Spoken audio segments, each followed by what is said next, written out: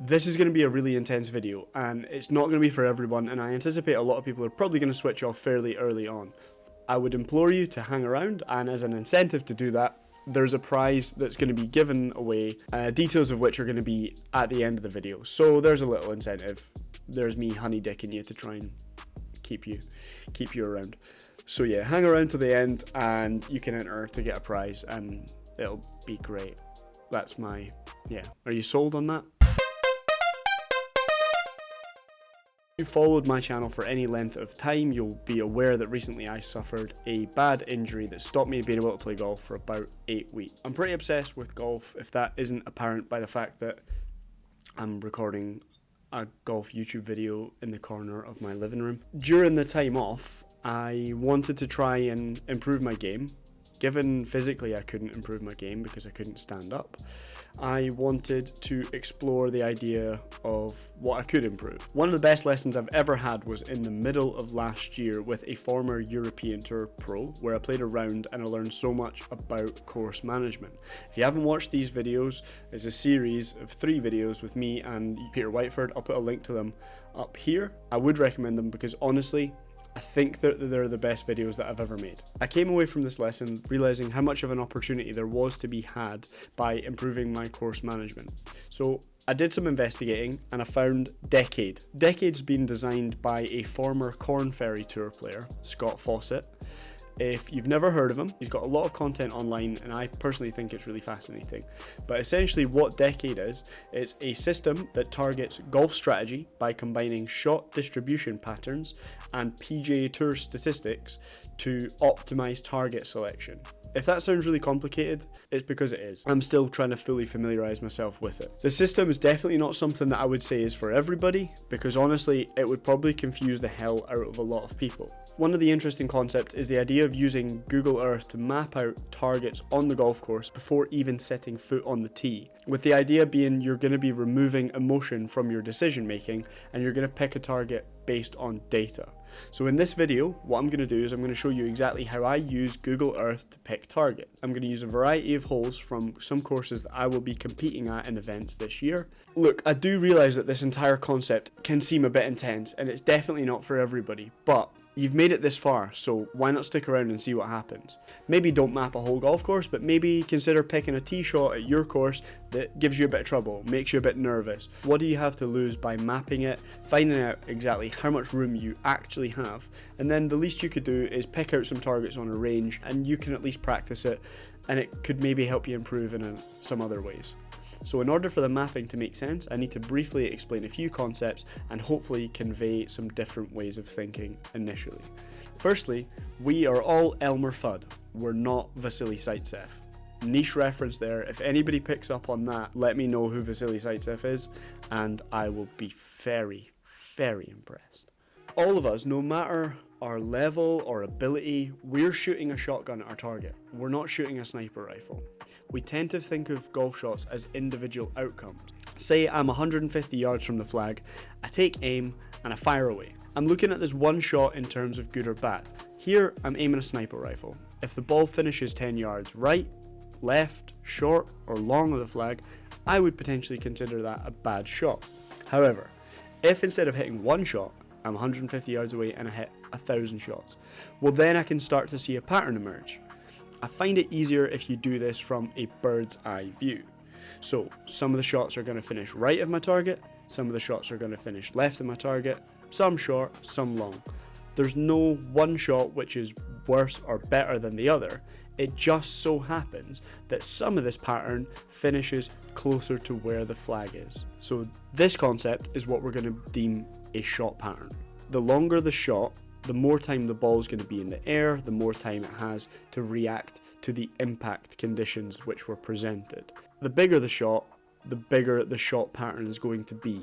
If we apply this shotgun logic to a driver swing, if we look at that on the PGA Tour, these guys are the best in the world, is going to produce patterns which are between 65 and 75 yards wide. Just think about that for a second. So the best players in the world, your Rory McIlroys, your Tiger Woods, your Dustin Johnsons, all these guys, if they were to stand on a range and hit 100 golf balls with their driver, the dispersion that they're putting on it is going to be up to 75 yard wide. That's massive.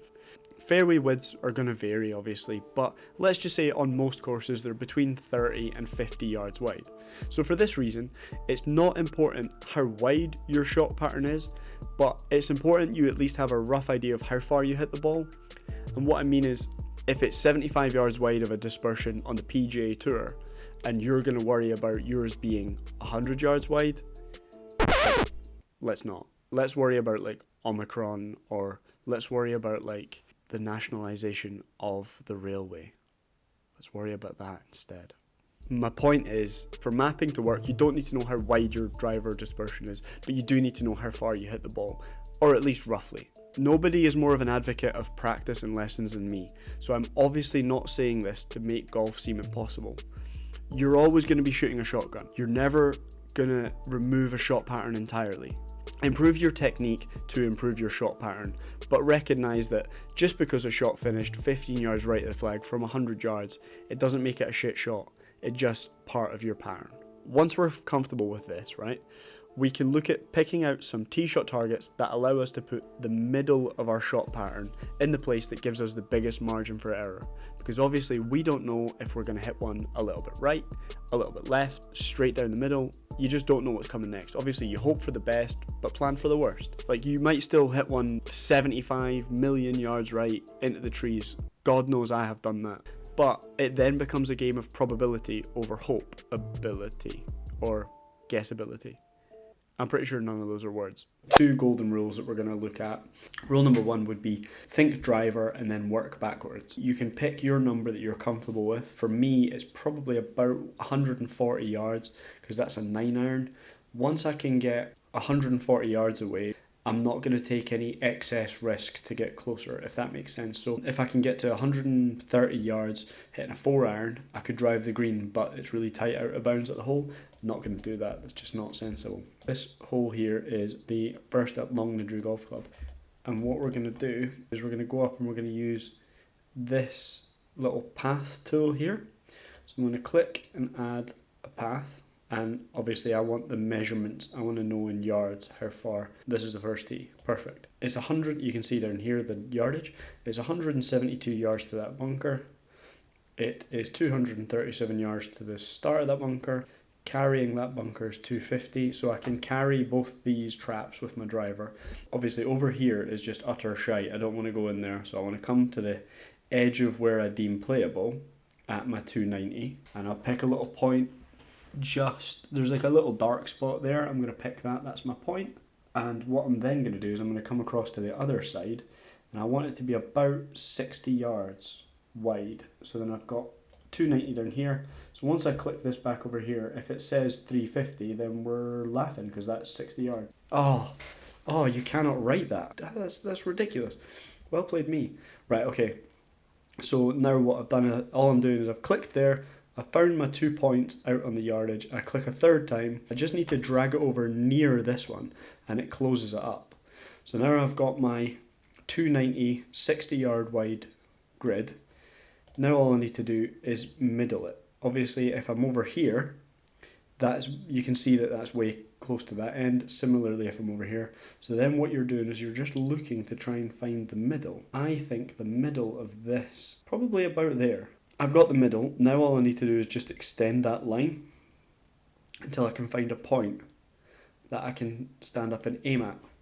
Perfect. So now I can see the right hand side bunker is middle for my shot pattern at 290 yards. It takes out this shite up the left and it gives me plenty of room. That's what I'm going to aim at. So now when I turn up to play this event, I'll just stand up and I'll just aim my driver on that bunker on the right hand side of the green, pretty much just hit as hard as I can, because I know I've taken into account all this stuff, all this crap up here, and I know that this is my shot pattern. So the bulk of my shot pattern is going to finish in here. I don't know whether I'm going to hit one left, one right, but I've given myself the best opportunity and I'm fine, I'm perfect.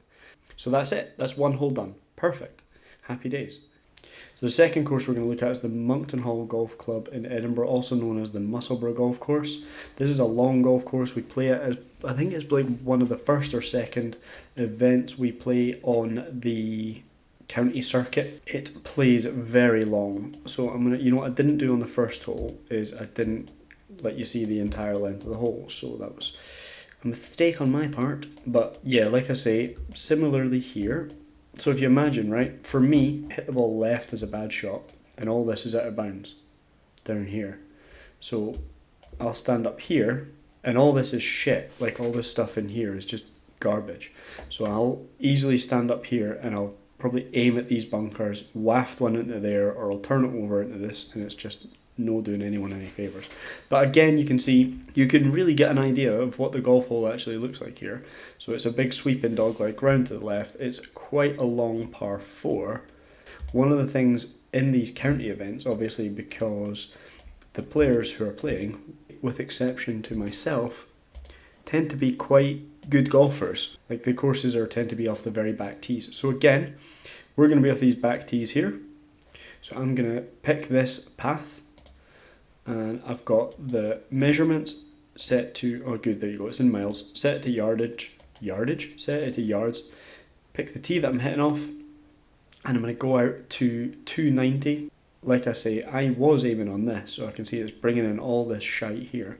So if I just bring 290, as I say, this is all out of bounds, I don't want to be in here, so I'll come a wee bit away from there, and I'll pick a point. So there's a little, see this little kind of light patch here? You can kind of see it. I'm going to pick that, that's what I'm going to make my left hand one of this hole anyway.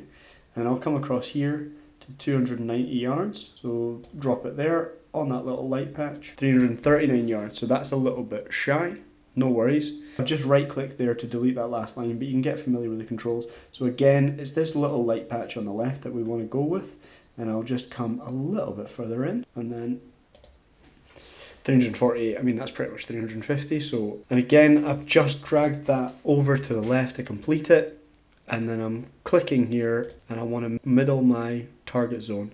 So I think about there looks like the middle. So here's an example where there's not really anything about here that I can aim at. Like it would be different if I was aiming at that bunker. But I tell you what, that just shows you I was aiming at those bunkers before.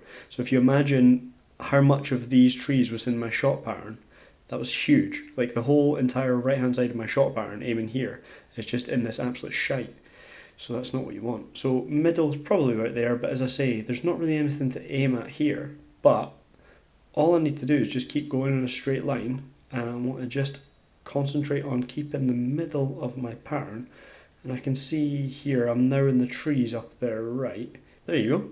So now I can stand up here on the second tee. So there's the walkway to the next hole there. Come a little bit to the right, look at these trees, and that's what I'm going to aim at. So I'll stand up on this hole, pick a point, something in these trees, and then just stand up and hit driver again as hard as I can, and not worry about the out of bounds up the left, because I know it's been factored in already, taking total emotion out of it. Like I'm a few months away from playing in this tournament, and no emotion at this point. Like I'm not nervous, I'm not anxious, I don't want to play well, I'm not worried about my swing. I'm just sitting here on a random Monday evening, making a random Monday evening video for you.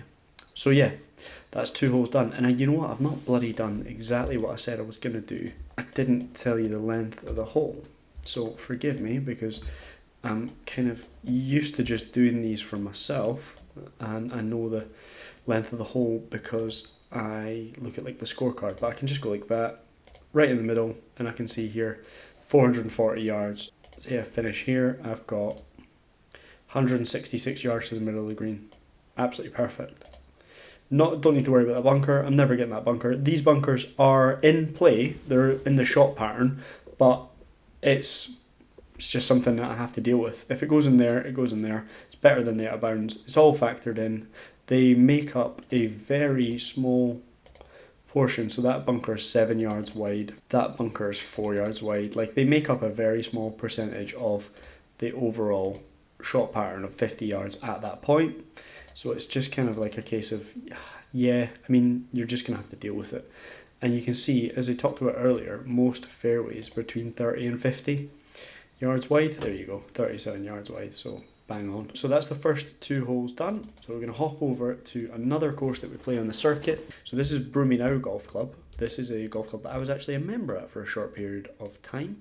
I don't know why, because I think I didn't really break 90. Fourth hole at Broomieknowe Golf Club. So you can see there's trees. This is like a really kind of quirky hole. It moves round to the right a little bit. I don't think it's much over 300 yards because you can definitely drive the green, but this is severely uphill or downhill, whatever way you're looking at it. So you're standing on this tee. You've got all these trees up the left. There's a little burn that runs around here. And for me, I don't hit a fade, so I'm not going to stand up here and try and hit a fade round. All the down the right here is like out of bounds once you go past a certain point, houses and stuff over here. So this is like a really quite a tricky tee shot. So again, just the same thing, clicking on the path, yardage. So I'll go from the back of the tee to the middle of the green, 315 yards, right? As the crow flies, as they say. But if we go out to my 290, so say 290 on the left. Okay, cool. So I want to have a 60-yard wide shot pattern at 290. So if I'm 290 and I go 30 yards on the left, 30 yards on the right, 60. Okay, cool. So here, this is dead, and all this runs into out of bounds. So this is like out of bounds down the left-hand side here, where this little house is. Even on a different angle, still a lot of out of bounds, still a lot of shite here. It's just never the play. Like, for me, this is never a driver. So we need to figure out something else. But if I go to the middle of the green, come out to, right, 90 yards. So say, call it 100 yards. 100 yards is a number I'm relatively comfortable with. What is that off the tee? That's a 220-yard shot. And how much room have I got out there? 30 yards of fairway, plus stuff on the left, 40 yards. Before I run into, like, real danger, I've got a good 45 yards. That's a pretty big target. These trees look like they make it a lot tighter than it is because you could actually be under them at the bottom of them. You can still get quite a clear shot to the green. So I've got 50 yards there. I've got a 50-yard wide grid, which is what typically I quite like hitting into for irons. Between 40 and 50 yards I'm quite comfortable with. That's a massive target. I don't really need to think about it. I don't really need to worry. Anywhere in here, and I've got something that I can get to the green. I do want to favour the left-hand side, but I'm not going to try and deliberately bring in more risk over here. If it's on the right-hand side, I'll just hit a low shot in, not the end of the world. So I've worked out that it needs to be a 220-yard shot from the back here. So I'll go out to 220. There's this little pointy out part of the tree that you can see, and then I'll come across here on the right, and I'll pick 220 on the right as well. So I'm looking for anywhere between 40 and 50 I'm comfortable with. So that should take it to 260. All right, yeah, so 45, that's perfect. So again, I'm just going to click middle here. I'll just drag this to complete the triangle. Click on that and then click again to get the middle. And what I'm going to do is I'm just going to find the middle of this shot pattern. So I'm not actually looking at the hand that you'll see. I'm looking at the line and just trying to find the middle and keep going until I feel like I've got something I can aim at. I'd say that looks middle-ish to me. Yeah, I'm comfortable with that. Perfect. So this is what I'll see when I'm on the tee. I'm going to stand up with a club that goes 220 yards, which for me is probably about a 4-iron, and I'm going to aim at the middle of these trees. There's kind of 3 or 4 trees here. Going to aim at that, and it's just a 4-iron on that. I've taken all the emotion out the hole. No concerns. Quite a tricky little, fiddly little hole that just can be a bit of a pain. I know certainly if you've played this golf course, you'll probably be aware, you'll be like, oh yeah, the hole that you walk through the wall, it's a bit weird and blah, blah, blah, a bit quirky, which it is. But now, yeah, total no emotion, taking that out of it. I know what I want to hit. I know it's going to leave me about 100 yards in. Move on. Next hole done. So the final one is a Royal Burgess Golf Club, which is where I used to be a member. So I was a member here for a couple of years. I really love the golf course. To me, this is the best golf course in the Lothians. I absolutely adore the place. I think it's fantastic. And it's holding the flagship event, so the major event in the county this year is being held at Burgess. So this is a great track. So this hole here is the 3rd hole at Royal Burgess. We're going to go from the very backs, which is where we'll be. So this is one where you've got choices, right? I've played with a lot of people that hit driver off this tee. I haven't mapped this yet with my new kind of logical way of thinking, trying to have no emotion. For me, I'm just like, Jesus, a driver, really? But let's have a look, right? Working by my 2 premises, thinking driver first. So how far is it to this first bunker? Right, okay, so it's right on the limit, pretty much from the very backs for me to get in this bunker. So 290 yards. Right here is out of bounds. I want my 60 yards, so say I pick the right edge of the fairway at 290. I mean, there's a bit of room, but there's not a massive amount of room. I'll just go a little bit in, just so we've got reference. I'm going to use this kind of change of colour here. That's where I'm going to go. 290 yards, perfect. So that's where I'm going. And then I'm going to come across to the left here. 290. So that's 350. Well, a lot of this shot pattern's taken up by trees here. From having played this course, and I know what it's like over here, that's just not somewhere that you want to be. It's a really difficult out from up there. It's almost a guaranteed bogey if you're in there. And to top that all off, if I absolutely burst one, there's a good chance I go in this bunker because it's right slap bang in the middle of the fairway. So how wide is the fairway where I'm landing? It's 37 yards, so it's not really that wide. And what does that get me? If I strike one out there to that bunker, what do I get? What benefit? 130 yards. 130 yards is a good yardage to have in, a good chance of making par. There's quite a lot of risk for that, whereas for me, 150 yards, I'm only hitting a 9-iron. So I'm way back here, and what have I got room-wise there? So I've got my 40 yards that I'm pretty comfortable hitting an iron into. That's only a tee shot of 260 yards. So I'll go to the back of the tees, out to 260. And again, I want it to be about kind of 50 yards wide. So the lesser of two evils is going to be the trees, even though I don't want anything to do with these bloody trees. So I want this to be about 310 total when I draw it. So I'm just going to pick the middle changing of these tees here. 260, just inside the tree line here. 307, that is close enough to 310 for me. So I'm just trying to find the middle. That looks middly to me. I don't have to go quite as far forward. That's maybe a little bit off. That's more like it. It's a bit of a warped view, but and the earth is flat, so bear that in mind. Banner. Right, so I'm just going to stand up on this tee. There's out of bounds on the right. It's annoying up the left, but take all that out. Aim middle bunker, sorry, the furthest right-hand bunker, just at the middle of that, with a 2-iron or a 3-wood, and just commit to it again. Hit as hard as I can, and it might end up here, it might end up here. Either one of these, it can end up in this big zone, and I would consider it a decent shot. In here, I've taken into account everything, emotions out of the decision, and we are sorted. So yes, that is a little snippet into how I map golf courses. As a thank you, I want to offer up a free decade digital stroke saver for the course of your choosing.